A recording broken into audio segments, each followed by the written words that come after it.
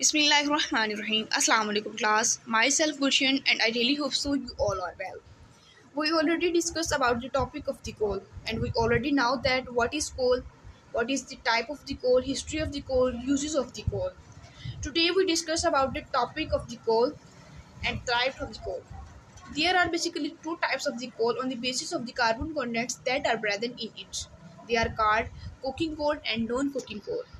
Before we move on main topic, first of all, we take up a small review of the coal. Coal. Coal is combustible black or brownish sedimentary rock with high amount of the carbon and hydrocarbons. It means that coal black और brownish colour का sedimentary rock होता है जिसमें बहुत ज़्यादा मिकदार में carbon और hydrocarbons present होते हैं. Coal is classified as a non-renewable resource of the energy because it takes up millions of the year of the time to make up. कोल को basically non renewable resource of the energy consider इसलिए किया जाता है क्योंकि इसको बनने के लिए बहुत ज़्यादा अरसा दरकार होता है, मतलब बहुत ज़्यादा टाइम होता है इसको बनने के लिए. बेसिकली टू टाइप्स होती हैं, रीन्यूएबल रिसोर्सेज और नॉन रीन्यूएबल रिसोर्सेज. री का मतलब जो दोबारा बन जाए और नॉन का मतलब जो दोबारा ना बन सके. नॉन रीन्यूएबल रिसोर्सेज कोल को इसलिए कहा जाता है क्योंकि ये बनने के लिए बहुत ज़्यादा टाइम लेता है. Coal contains the energy stored by plants that live hundreds of the millions of the years ago in the steppe forest. Layers of the dirt and rock cover the plants over millions of the years. The resulting pressure and heat turn the plants into the substances we are called coal. It means that जो plants dead हो जाते हैं उनके ऊपर बहुत ज़्यादा temperature और pressure को अप्लाई करने के बाद जो डेड प्लांट्स होते हैं वो कन्वर्ट होते हैं high amount of the carbon contents which are called coal. How coal was formed. Basically मैंने आपको जो पहले बताया कि जब प्लांट्स डेड हो जाते हैं वो ज़मीन पे पड़े रहते हैं बहुत ज़्यादा सालों के अरसा गुजरने के बाद जब उन पर बहुत ज़्यादा टेम्परेचर और प्रेशर को अप्लाई किया जाता है दैन वो जो प्लांट्स के डेड्स होते हैं वो कन्वर्ट हो जाते हैं high amount of the carbon contents that are called coal. ये हमने जो डिस्प्ले किया हुआ है ये बिल्कुल एग्जैक्ट वही मैकेनिज्म है. जब प्लांट्स मर जाते हैं उनके ऊपर बहुत ज़्यादा प्रेशर को अप्लाई किया जाता है, बहुत सालों के बाद प्रेशर अप्लाई करने के बाद जो प्लांट्स के डेट्स होते हैं वो कन्वर्ट हो जाते हैं रॉक्स और डर्ट्स में, क्योंकि जब प्लांट्स के ऊपर रॉक आ जाएंगी और उनके ऊपर डर्ट वो गर्दो गुबार आ जाएगा, वो उनकी लेयर्स बनती जाएंगी. दैन उसमें बहुत ज़्यादा टेम्परेचर प्रेशर अप्लाई करने के बाद वो जो प्लांट्स के डेड होते हैं वो कन्वर्ट हो जाते हैं कोल में. Types of the coal. Coal is classified into the four main types: anthracite, bituminous, subbituminous, and lignite. The ranking depends on the types and amount of the carbon contents that are present in it. The rank of the coal deposit is determined by the amount of the pressure and heat that accepted on the plants over a time. It means that ये जो basically ये four types हैं जो कोल को divide करती हैं, मतलब कि उनकी कार्बन कंटेंट की प्रेजेंस की वजह से. कुछ कोल्स ऐसी होती हैं जिनमें कार्बन का कॉन्टेंट्स बहुत ज़्यादा मौजूद होता है. कुछ कोल्स ऐसी होती हैं जिनमें कार्बन का कॉन्टेंट्स कम मौजूद होता है. On the basis of the carbon contents that are present on it they are classified basically on to the four types which are called anthracite, bituminous, subbituminous, and lignite. First of all, we discussed about the anthracite. Anthracite contains 86 to 97% carbon and generally has highest heating value of all ranks of the coal. Basically जो कोल जितनी ज़्यादा मकदार में carbon contents की मकदार में मौजूद होगा उसमें वो उतनी ही ज़्यादा अच्छी कोल कंसीडर की जाएगी. जो एंथ्रासाइड कोल है वो सबसे अच्छी कोल इसलिए कंसीडर की जाती है क्योंकि इसमें 86 टू 97% कोल प्रेजेंट होती है और इसकी क्लोरिफिक वैल्यू भी बहुत ज़्यादा होती है. क्लोरिफिक वैल्यू बेसिकली होता है कि जिसको कोल की स्मॉल अमाउंट को जब हम बर्न करते हैं तो उसमें बहुत ज़्यादा हीट रिलीज़ होती है, मतलब कि हम थोड़ी सी मतलब थोड़ी इनपुट दे रहे हैं और ज़्यादा हम आउटपुट ले रहे हैं. एंथ्रासाइड की एग्जांपल है. ये सबसे अच्छी कोल इसलिए कंसीडर की जाती है क्योंकि इसमें कार्बन का कंटेंट सबसे ज़्यादा मौजूद होता है और जिसमें सबसे ज़्यादा कार्बन का कंटेंट मौजूद होगा वो ऑब्वियसली वो अच्छी कोल कंसीडर की जाएगी. बिटुमिनस कोल्स कंटेन 45 टू 86% कार्बन. बिटुमिनस भी अच्छी कोल कंसीडर की जाती है लेकिन एंथ्रासाइड की निस्बत ये कम अच्छी होती है. कंपैरेटिवली भी अच्छी कोल नहीं होती एंथ्रासाइड के, लेकिन ये बिटुमिनस अच्छी कोल कंसीडर की जाती है as compare to subbituminous coal and lignite coal. इसमें कार्बन का जो कॉन्टेंट होता है वो 45 टू 86% प्रेजेंट होता है. ये कोल की टाइप्स में दूसरे नंबर पे आती है. Then subbituminous coal. Subbituminous coal typically contain 35 to 45% carbon content and it has a lower heating value than bituminous coal. जो सब बिटुमिनस कोल होता है वो बिटुमिनस कोल की निस्बत अच्छी कोल नहीं होती, क्योंकि जब हम इसको थोड़ी सी मकदार को जब हम इसको जलाते हैं तो हमें इतनी हीट नहीं मिलती जो कि बिटुमिनस कोल को जलाने पर मिलती है। फॉर एग्जांपल, अगर हम 1 kg बिटुमिनस कोल की लेते हैं और 1 ही kg सब बिटुमिनस कोल की लेती हैं तो हमें ज़्यादा हीट देगा bituminous coal as compare to sub bituminous coal, और इसमें कार्बन का कॉन्टेंट ऑब्वियसली कम मौजूद है, तो ये अच्छी कोल कंसिडर नहीं की जाएगी। Then we discuss about what is lignite.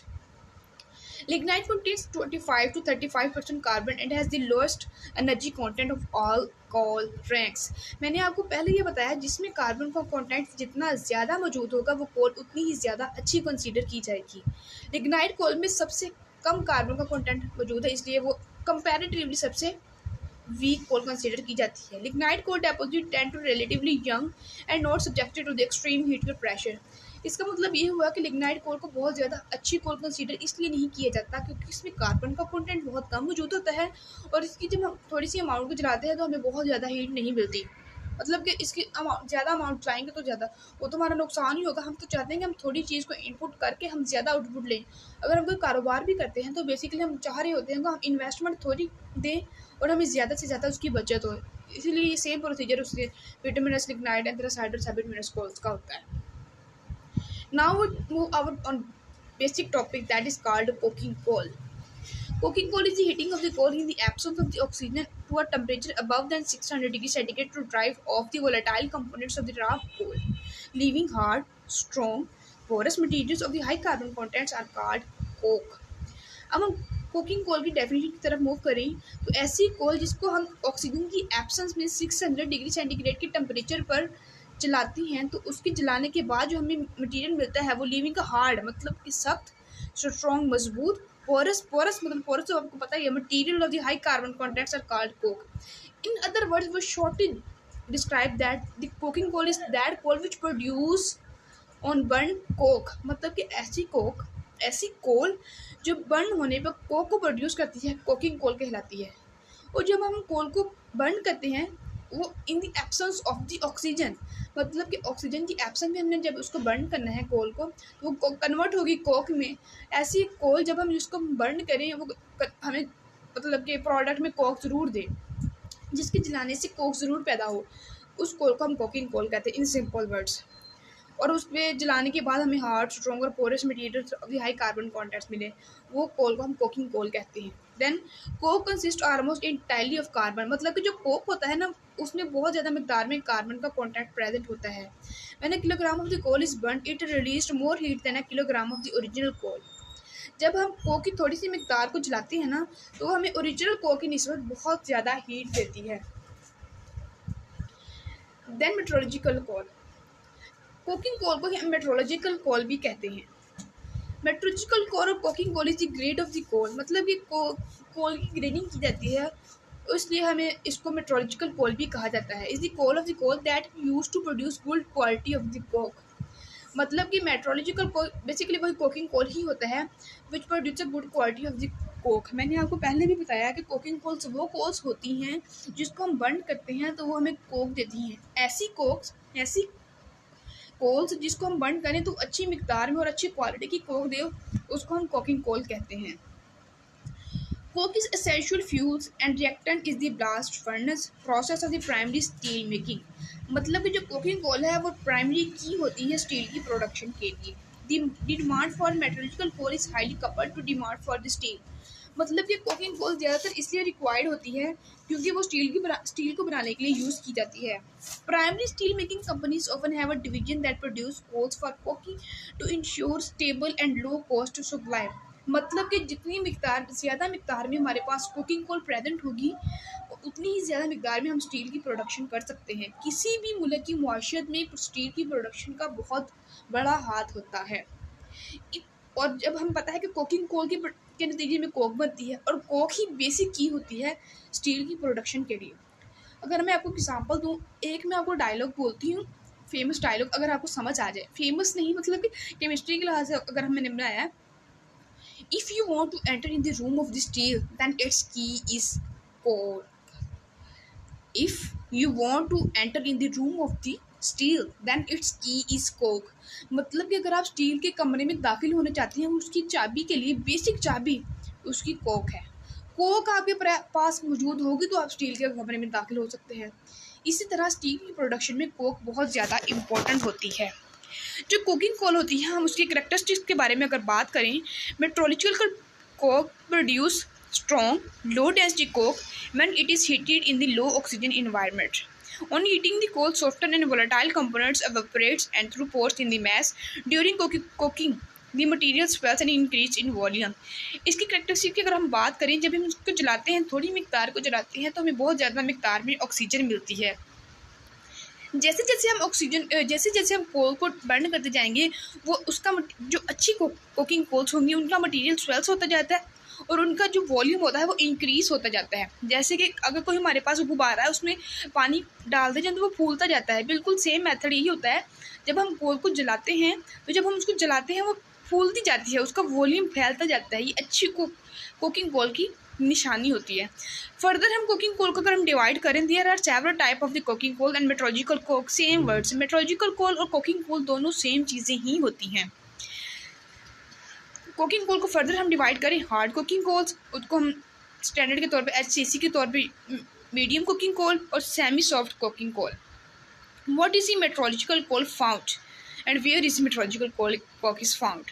Basically, meteorological coke comes mainly from the United States, Canada, Australia. We have 7 operating coal mines in the Bowen Basin area of the central Queensland in Australia. Metrological coal mined मतलब उसकी mining, देर मतलब उसकी mining किस तरह से उसको बनाया जाता है, कहाँ से उसको लिया जाता है, कैसे कैसे उसको मतलब ज़मीन से एक्सट्रैक्ट किया जाता है, कौन कौन से उनको मेथड को यूज़ किया जाता है, underground method, open cut method. ये हमने 2 मेथड के बारे में हम बात करेंगे। अंडरग्राउंड मेथड बेसिकली ये होता है कि अगर ज़मीन की तह में अगर कोक प्रेजेंट है, क्योंकि मैंने आपको पहले बताया कि जब प्लांट्स डेड हो जाते हैं उनके ऊपर बहुत ज़्यादा टेम्परेचर और प्रेशर को अप्लाई करने के बाद वो कन्वर्ट होती है, रॉक्स में कन्वर्ट होती है एंड देन वो convert into high amount of the carbon content that are called coal. और जब वो कोल ज़मीन की तह में मौजूद होता है, उसको निकालने के लिए डिफरेंट मशीनरी और डिफरेंट प्रोसेसेस को यूज़ किया जाता है। मतलब अंडरग्राउंड का मतलब ज़मीन के अंदर से कोल को निकालने के लिए डिफरेंट प्रोसीजर्स को यूज़ किया जाता है, जिसको हम अंडरग्राउंड मेथड कहते हैं। इसमें हम वॉशिंग, ये यहाँ पे मैंने लाइन लिखी हुई है, impurities are remove through washing and treatment at coal handling and preparation plants. मतलब कि इम्प्योरिटीज़ को रिमूव करने के लिए उसको वॉश किया जाता है, उसमें डिफरेंट ट्रीटमेंट्स को प्रोसीड किया जाता है, जिसकी वजह से जो अंडरग्राउंड प्लांट्स डेड प्लांट्स होती हैं, जो high amount of the carbon contents present होता है, वो कन्वर्ट हो जाता है कोल में। ओपन कट मेथड भी यही है, जब मतलब कि जो हमारे पास जो कोल ज़मीन से निकला हुआ है उसको प्योर करने के लिए उसको एवेपोरेट किया जाता है, ड्रिलिंग की जाती है, शॉवल किया जाता है और उसमें से इम्प्योरिटीज़ को रिमूव किया जाता है। एक्सपोर्टेड मतलब कि इम्पोर्ट और एक्सपोर्ट, लेने और देने वाला काम। मतलब कि कौन से ऐसे ममालिक हैं जो कि कुकिंग कोल को एक्सपोर्ट कर रहे हैं, इम्पोर्ट कर रहे हैं। अगर हम बात करें कुकिंग कोल की एक्सपोर्टेड की, coking coal is shipped to steel mills and coking coal plants in China, India, Japan, Southeast Asia, South Korea, Europe and Latin America। मतलब कि ये ऐसे ममालिक हैं जो कुकिंग कोल को एक्सपोर्ट करते हैं। हमने इस कुकिंग कोल के बारे में तमाम के पढ़ा कि कुकिंग कोल ऐसी कोल होती हैं जिसमें बहुत ज़्यादा मिकदार में कार्बन का कंटेंट प्रेजेंट होता है और उनको जलाने पर वो स्वेल हो जाता है, हमें हार्ड और स्ट्रॉन्ग पोरस मैस मिलता है। मतलब कि उसमें कार्बन के कंटेंट्स बहुत ज़्यादा होता है। अगर हम इसके थोड़ी सी अमाउंट को जलाते हैं तो हमें बहुत ज़्यादा मिकदार में कार्बन का कंटेंट कार्बन की बहुत ज़्यादा मिकदार में हीट मिलती है। और जो इसका सबसे बेसिक और बहुत बड़ा यूज़ होता है वो स्टील की प्रोडक्शन में होता है। और भी इसके बहुत ज़्यादा यूजेस हैं, तो लेकिन इसका सबसे बेसिक यूज़ उसकी स्टील की प्रोडक्शन में होता है। और किसी भी मुल्क की मॉइस्चर को स्ट्रॉन्ग बनाने के लिए उसकी स्टील की प्रोडक्शन अच्छी हो तो बहुत ज़्यादा मॉइस्चर पर असर होता है। और मैंने आपको बताया कि cooking coals basically in short terms cooking coal are coals which produce the coke. मतलब कि ऐसी कोल्स जो कोक को प्रोड्यूस करती हैं कुकिंग कोल्स कहलाती हैं। हमने थोड़ा उसको बाद में हमने उसकी इम्पोर्ट और एक्सपोर्ट के बारे में भी बात की। अब हम बात करते हैं नॉन कुकिंग कोल्स के बारे में। Non cooking coals on the other hand is the coal that does not have the properties required to create coke. मतलब कि ऐसे कुकिंग कोल तो वो कोल्स होती हैं जो कि बर्न करने पे कोक प्रोड्यूस करती हैं।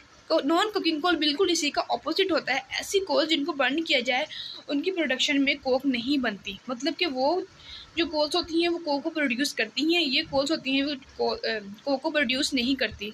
In simple and short term that that terms, non-coking coal is that coal which does not produce the coke. In simple words, it is used in the various industry for the power generation and heating, but it is not suitable for the production of the coke and steel making. मैंने आपको पहले ये बात बताई कि steel की production के लिए कोक का होना ज़रूरी है। जब नॉन कोकिंग कोल को हम कंसीडर ये कर रहे हैं कि ऐसी कोल्स जो कोक को प्रोड्यूस ही नहीं करती, अगर वो कोक को प्रोड्यूस नहीं करती तो वो स्टील की प्रोडक्शन कैसी होगी, और स्टील की प्रोडक्शन के लिए कोक का होना ज़रूरी है। लेकिन हम ये नहीं कह सकते कि अगर हम ये स्टील की प्रोडक्शन नहीं कर सकते तो ये अच्छी कोल्स नहीं है। ये अच्छी कोल्स होती हैं पावर जनरेशन एंड हीटिंग, मतलब कि बिजली पैदा करने के लिए नॉन कुकिंग कोल्स को यूज़ किया जाता है, और हीटिंग के पर्पज़ के लिए भी नॉन कुकिंग कोल को यूज़ किया जाता है। Non-coking coal. This type of the coal possesses less percentage of the carbon contents and high percentage of the ash. It means that इसमें कार्बन का कंटेंट्स है वो कोकिंग कोल की निस्बत कम मौजूद होता है, और इसकी जो प्रोडक्ट्स होती हैं उनमें ऐश कंटेंट ज़्यादा होता है। कुकिंग कोल की अगर हम बात करें उसमें ऐश का कंटेंट कम होता है और उसमें कार्बन का कंटेंट ज़्यादा होता है। अगर हम नॉन कुकिंग कोल की बात करें तो उसमें कार्बन का कंटेंट कम होता है और ऐश का कंटेंट ज़्यादा होता है। Since this type of the coal is not suitable for the conversion into the coke, it is termed as a non-coking coal. It means that मैंने आपको पहले भी बताया कि ऐसी कोल्स जो कोक को प्रोड्यूस नहीं कर सकती उनको नॉन कोकिंग कोल्स कहा जाता है। हमने कोकिंग कोल के बारे में भी बात की और ओवरव्यू लिया हमने नॉन कुकिंग कोल के बारे में भी बात की। अब हम बात करते हैं इनके डिफरेंसेस के बारे में कि ऐसी कौन सी खासियत है जो कुकिंग कोल को नॉन कुकिंग कोल से डिफर करती है। First of all we take up coking coal. Coking coal, also known as coking coal meteorological coal, is the type of the coal that is primarily used in the production of the coke. मैंने आपको पहले बताया cooking coal ऐसी Coles होती हैं जो Coke को produce करती हैं, उसको कोकिंग कोल कहा जाता है। Coke is solid carbon rich material that is essential for the production of the iron steel. Cooking coal has the following characteristics. मैंने आपको पहले बताया है कि कुकिंग कोल प्रोड्यूस करती हैं कोक को, और कोक अगर प्रोड्यूस होगी वो स्टील की प्रोडक्शन में यूज़ किया जाता है। High amount of the carbon contents. Cooking coal has high carbon content, typically ranging from 60 to 90%. This high carbon content is essential for the production of the coke. It means that जितना उसमें carbon का content ज़्यादा होगा उतनी ही ज़्यादा Coke पैदा होगी, उतनी ही ज़्यादा कोक पैदा होगी उतनी ही ज़्यादा स्टील की प्रोडक्शन होगी, और उतनी ही हमारे मुल्क की मईशत के लिए अच्छा होगा और हमारे लिए भी अच्छा होगा। हम ज़्यादा से ज़्यादा स्टील पैदा होगी और ज़्यादा से ज़्यादा कारोबार वसी होते जाएंगे। वुड कोकिंग कोल की प्रॉपर्टीज़ ये होती हैं। Coking coal has specific physical and chemical properties that make it suitable for the production of the coal. Coke. It should have a high carbonization ability, wood plasticity and ability to soften and desolidify during the cooking process. मतलब कि जो मैंने आपको पहले इसकी characteristic बताई, इसमें carbon content से ज़्यादा होता है, इसमें कोक ज़्यादा बनती है, इसमें ऐश कंटेंट कम होता है, वही इसकी प्रॉपर्टीज हमने बताई हूँ। Limited volatile metal.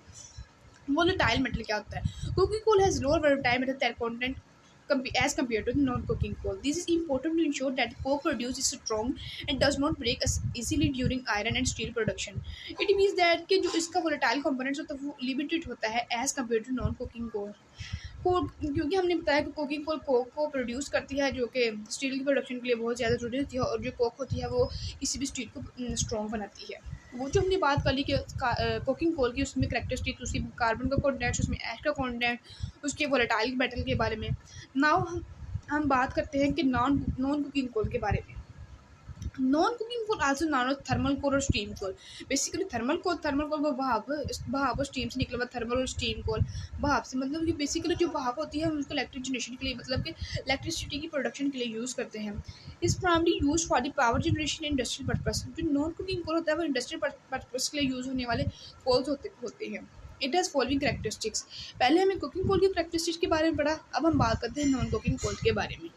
Lower carbon contents. सबसे बेसिक डिफरेंस यही है कि उसमें कार्बन का कंटेंट ज़्यादा होता है, इसमें कार्बन का कंटेंट कम होता है।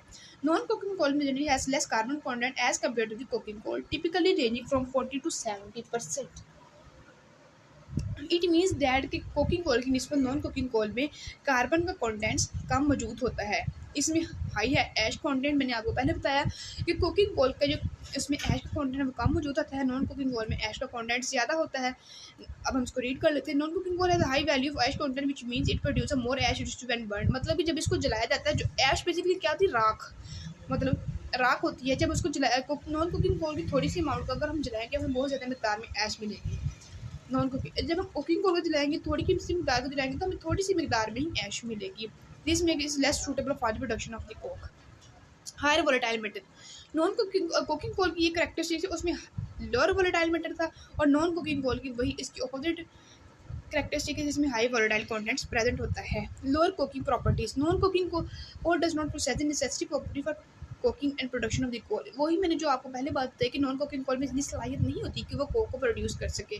It can not soften and solidified like cooking coal during the cooking process. जो मैंने आपको कुकिंग कोल में बताया इसकी ये करेक्टरिस्टिक्स है, वो अपोजिट बिल्कुल opposite characteristics non cooking coal में प्रेजेंट होती हैं। इन शॉर्ट टर्म्स अगर इसको समराइज करने की कोशिश करें, इन summary coking coal is used in the production of the coke which is essential for the iron and steel industry. Non coking coal on the other hand is used for the power generation industrial purpose.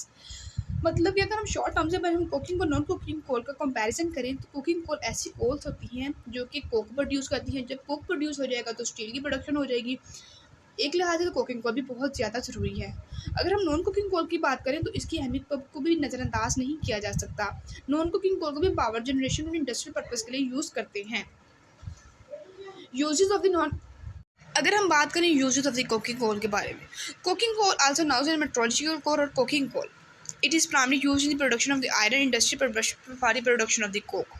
Coke is a crucial material and serves various purpose in the steel making process. मतलब कि जब हम cooking coal को जब हम consider कर रहे हैं तो उसकी प्रोडक्शन उससे कोक को प्रोड्यूस किया जाता है। जो कोक को प्रोड्यूस किया जाता है उसको स्टील की फॉर्मेशन के लिए यूज़ किया जाता है, इसलिए इस कुकिंग कोल बहुत ज़्यादा इंपॉर्टेंट होती है। कुकिंग कोल को यूज़ किया जाता है कोक प्रोडक्शन के लिए, स्टील प्रोडक्शन के लिए। Manufacture of certain chemicals many requires more amount of the cooking coal. मतलब कि कुकिंग कोल को कुछ केमिकल्स को बनाने के लिए भी यूज़ किया जाता है। It is important to note that demand for cooking coal is primary driven by the iron and steel which amounts for.